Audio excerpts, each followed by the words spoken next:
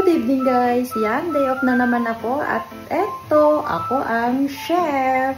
Basta day off, ako ang magluluto. Tara, pakita ko sa inyo kung ano ang menu ko ngayon.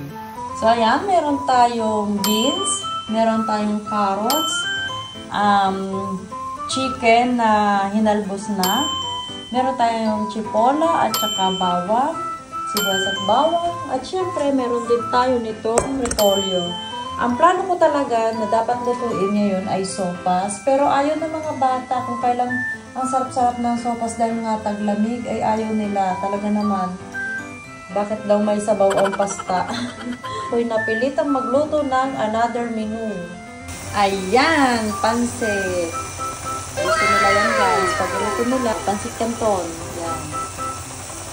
So yan ang kanilang hapunan sa dalawang bata at ang amin namang hapunan mag-asawa ay macaroni. Ayan na guys, ang aking pansit, ang kakainin ng aking dalawang bata. At nga, ayaw nila ng sopas. So yan ang kanilang hapunan at ito naman ang sa amin.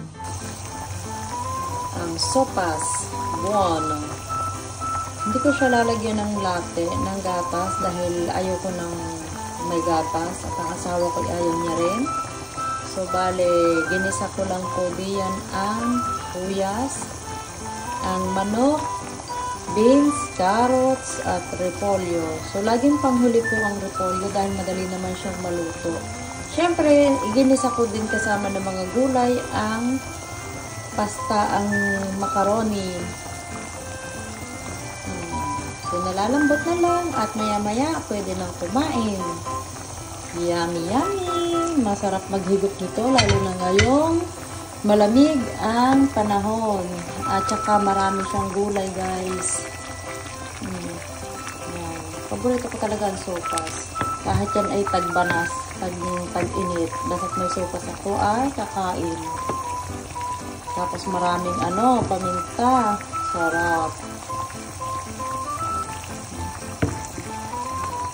Ang pinakasabaw po nito guys ay yung pinagsabaw ng manok na pinaghalbusan ko.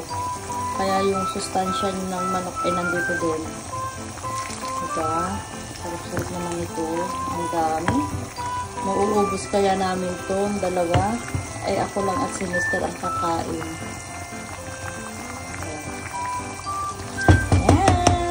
Malapit na maluto at pwede nang kumain.